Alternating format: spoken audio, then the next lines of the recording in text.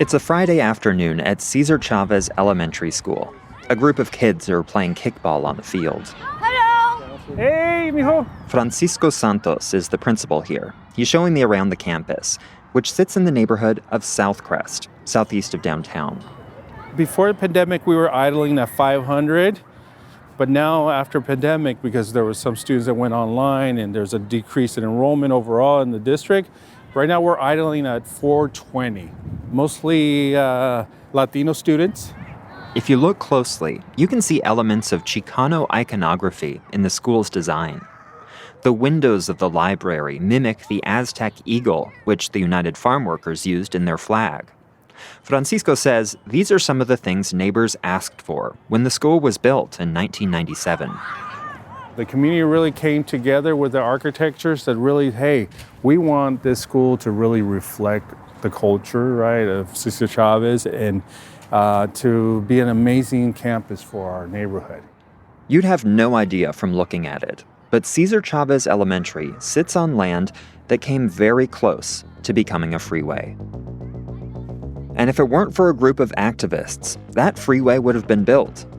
And the school, and the park down the street, and the grocery store up the hill, and hundreds of homes in the neighborhood would not exist.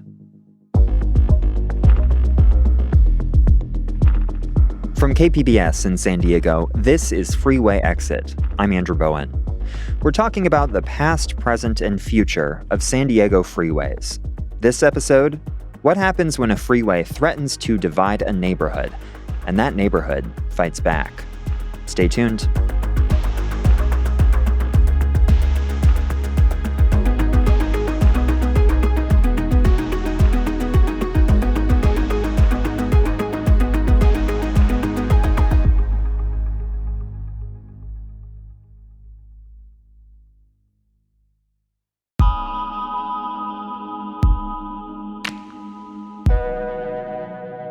Last episode, we talked about how states took the money offered by the federal government and blanketed every metropolitan area in the country with freeways.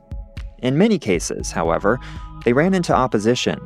The freeway revolts were a series of protests, mostly in the 50s, 60s, and 70s, when neighborhoods fought back. The way they saw it, their homes, businesses, and parks were being bulldozed so suburban commuters could have an easier drive to work. These protests happened all across the country, a grassroots reaction to the mid-century freeway boom. There's even a song about them by Malvina Reynolds, a singer-songwriter who took part in the freeway revolts of San Francisco. It's called Cement Octopus.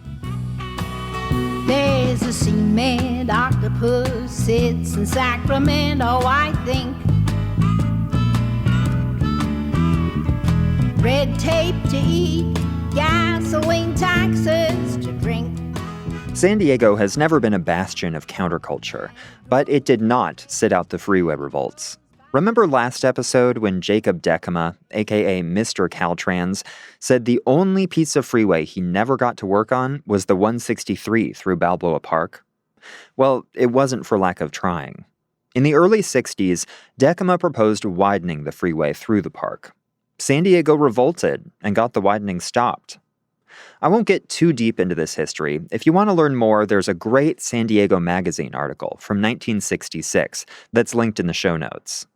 But there was an even bigger freeway revolt in San Diego, the fight against Highway 252. The earliest public discussion of this freeway I could find was at a meeting of the San Diego City Council on April 30th, 1968. A little over a decade into building the interstate system. Item 17, tree resolution drilled into the freeway agreements of the Division of California, State of California Highways covering the proposed development of Route 106. The state wanted to build Highway 252 as an east-west link between I-5 and I-805. If you're not familiar with San Diego, these are the two major freeways that run more or less parallel from the border with Mexico to the city's northern edge. The route for the 252 was only 1.3 miles long, and it went right down the middle of South Crest. At this meeting, the city council was being asked to sign off on that route. And after about 90 seconds of discussion, Colorado. Unanimous. the council voted unanimously to build the freeway. This was neither surprising nor unusual, given how the city operated at the time. Before I got on the council didn't relate to the community. They didn't discuss things with the communities. That's Leon Williams, San Diego's first Black city council member. He was appointed to the 4th Council District, which included Southcrest, in 1969. And almost immediately, he became one of the most vocal critics of Highway 252. Leon is 100 years old now, and this all happened a long time ago. But something he remembers very clearly is how badly his constituents needed to be empowered. Community people didn't feel courageous enough to address the council or to say anything. Whatever the government did, the people kind of went along. They thought they had no choice. When Leon got on the council, he set out to change that. He hired community organizers, recruited residents to serve as captains of their block to make sure everyone knew what was going on at City Hall. We had a lot of meetings in houses, and the community people would have a call together, get your neighbors. I go and talk with them and try to convince them you have rights. Stand up for yourself.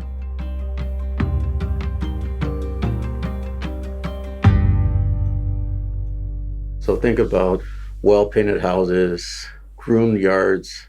William Jones was an aide to Leon Williams at the time. He later succeeded him on the city council.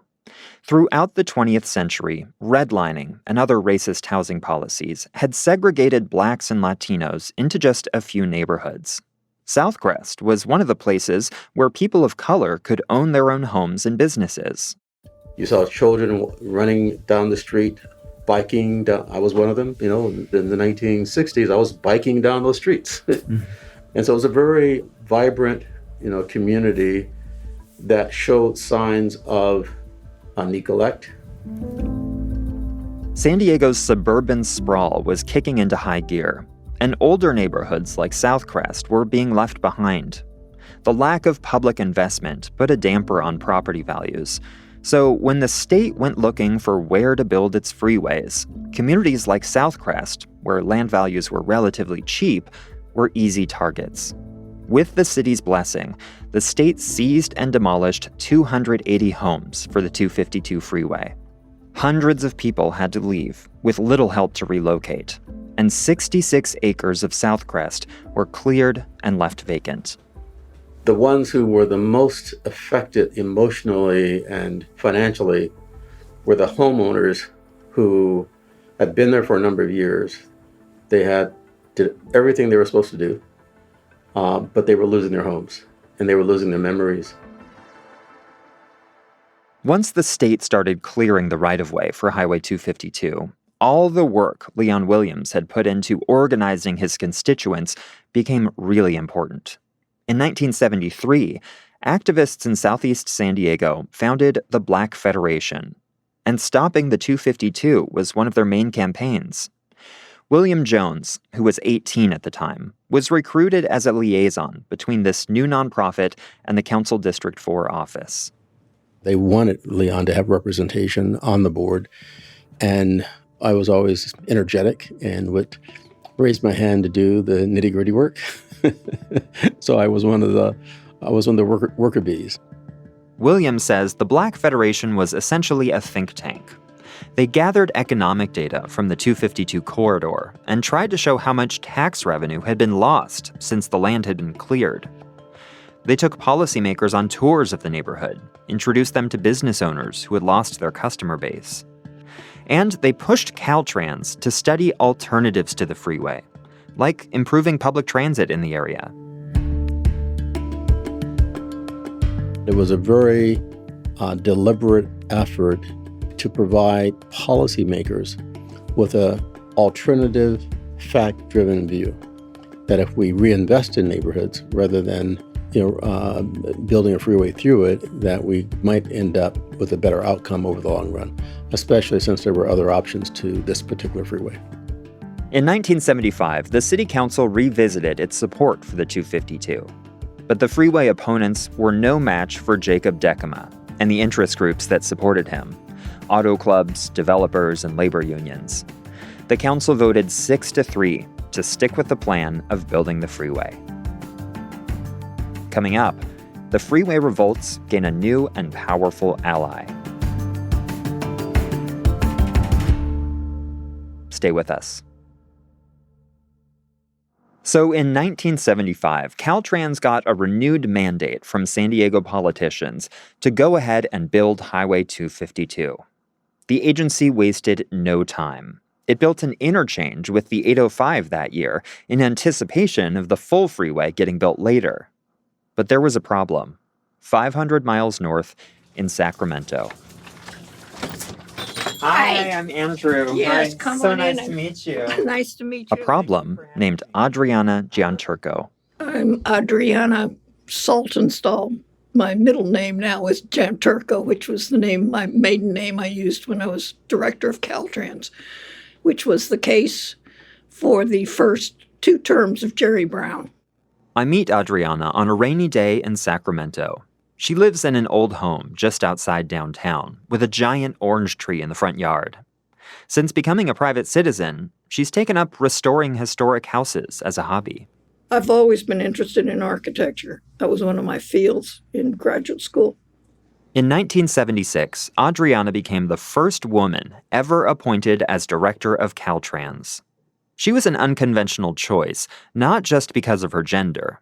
She also wasn't an engineer, like nearly all of her predecessors.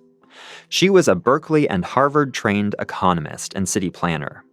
Jerry Brown had just been elected governor on a platform of fiscal responsibility, and he saw the amount of money California was spending on freeways as a big problem. California was in very bad shape, financially speaking, in terms of the highway program, to the extent that Caltrans went through a massive layoff of staff, couldn't afford to pay the staff that was there, and also stopped contracting. So one of our big problems was getting the highway program's financing in shape so that we could at least maintain the roads we had, not to mention build new roads. After 2 decades of building freeways, the steady stream of federal subsidies had run dry. At the same time, Californians were noticing the downsides to car-centric planning. The oil crises of the 1970s led to gasoline rationing and price spikes. Air quality in many cities was hazardous. Adriana was an early supporter of carpool lanes, referred to at the time as diamond lanes. In fact, her first year on the job featured a vicious fight over diamond lanes on Interstate 10 in Los Angeles. For almost 3 months now, there's been an experiment in California to give carpoolers a break in the traffic as a reward for helping cut down on gasoline use. The project was, as I pointed out numerous times, had been instigated by the Reagan administration while Reagan was still a governor. And the publicity was just terrible. I don't think that anything Caltrans could have done would have changed that. The Los Angeles Times, we found out after this was over, wrote more editorials against the diamond lanes than they did against the Vietnam War. The I-10 carpool lanes were ultimately scrapped after about 5 months. But Adriana kept pushing for change at Caltrans. She got the state more involved in funding public transit. She doubled the number of Amtrak trains running between San Diego and Los Angeles. And she saw the San Diego trolley system through to completion in 1981. Freeways still took up well over 90% of the Caltrans budget. Still, her ideas were not well received by the freeway lobby, contractors, labor unions, and developers, and their allies in the state legislature. I mean, I went through all these hearings before various assembly and Senate committees where I would be sitting there and it was particularly one legislator, Walt Ingalls, who just kind of made me the center of his attacks on Jerry Brown. He was a Democrat, but he had some problem with the Brown administration, and he took it all out on me and saying I was freezing all freeways. I wasn't, as I say, actually, the freeway building program continued under me with these key segments that had not been built. Thinking about where California's priorities lie today, I'm struck by how ahead of her time Adriana was, and how resilient she was to the attacks against her. The state legislature tried to get her fired multiple times. They even revoked her salary. She had to get paid from other pots of money in the state budget. It was pretty bruising, I have to say, but I got up day after day and went in there and fought the battles, so to speak. As Adriana Gianturco was fighting in Sacramento for a more balanced transportation system, the movement to stop Highway 252 in Southcrest was making some progress. It got the city council to revoke its support for the freeway in 1978. But they still had to convince the state not to build it. Things kind of stayed in limbo until 1986, when the State Transportation Commission took up the 252 one last time. The meeting was held out of town, so William Jones, who by now was a city council member, helped organize buses so his constituents could still attend. So picture a room full of this just diverse group of people and with signs. And then we had huge presentation boards to show alternative development schemes. And so they knew we came with everything. We were ready. And we had speaker slips, and we had a whole line of people who, we would have been there until midnight, if they had taken the view that they should hear from everybody. So it was a very powerful, impressive entry into the room. I got the audio from this meeting, and there's one moment that really sticks out to me. The San Diego Regional Chamber of Commerce, historically a very pro-freeway organization, had joined the opposition to Highway 252. The chamber's president, Mike Madigan, got up to give public testimony. One of the commissioners asks him to respond to the concerns that without the freeway, traffic would overwhelm local streets. The answer is that if you are able to develop within Southeast San Diego its own commercial core, indeed, rather than generating additional trips, you take trips off the regional transportation system. Madigan is putting his finger on a fundamental policy debate that is still happening in California today. We'd always approached transportation problems with transportation solutions. Cities would grow, traffic would get worse, so we'd build more capacity into the freeway network. But you'll remember from the last episode, this only induces more driving. It never fixes traffic. What the campaign against Highway 252 argued was that some transportation problems can only be solved with better land use. Southcrest had been hollowed out by disinvestment. Going to the grocery store or the doctor's office required driving miles outside the community. Allow Southcrest to grow from within, and many of those trips by car would never happen in the first place. That meeting in 1986 was the final nail in the coffin for Highway 252. Caltrans was ordered to abandon the freeway and sell the land, all 66 acres, back to the city of San Diego. It took a lot longer to rebuild Southcrest than it did to tear it down. But by the year 2000, the 252 corridor had been redeveloped with hundreds of new homes, new water and sewer pipelines, parks, restaurants, and the community's first grocery store in more than 30 years. William Jones goes down there from time to time. I think about how much cleaner the air is now than what it would have been. I think about when I see people walking on the street, and kids walking to school, or residents going in and out of the stores. This area, I believe, has a much better chance now than it would have with the freeway.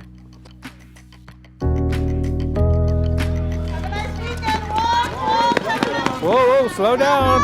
Hi, mijo. Back at Cesar Chavez Elementary, Principal Francisco Santos is giving out high fives as students rush through the gates, eager to start their weekend. Have a good weekend. You're having a good time, huh? In a few weeks, the school will be holding its annual Cesar Chavez Day celebrations. They invite parents to an assembly and hold a march around the neighborhood. Francisco says it's an example of how this school offers so much more than just education. It's a place where they feel connected, they feel like they're part of a community beyond the doors of the classroom.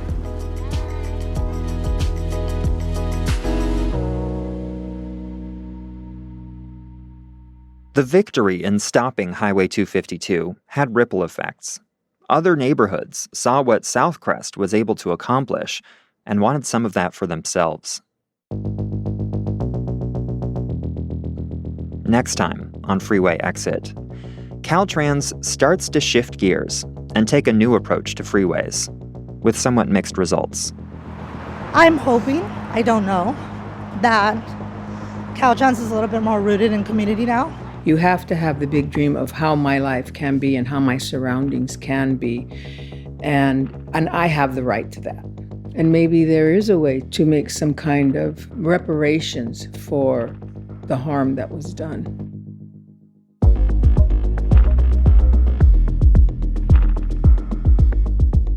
Freeway Exit is produced by me, Andrew Bowen, and edited by David Washburn with support from Claire Tregesser and Elizabeth Hames. Mix and sound design by Emily Jankowski. If you like this podcast and want to spread the word, tell your friends about it. You can also help more people find it by leaving us a rating and review. And you can support this work by making a donation at kpbs.org. Thanks for listening.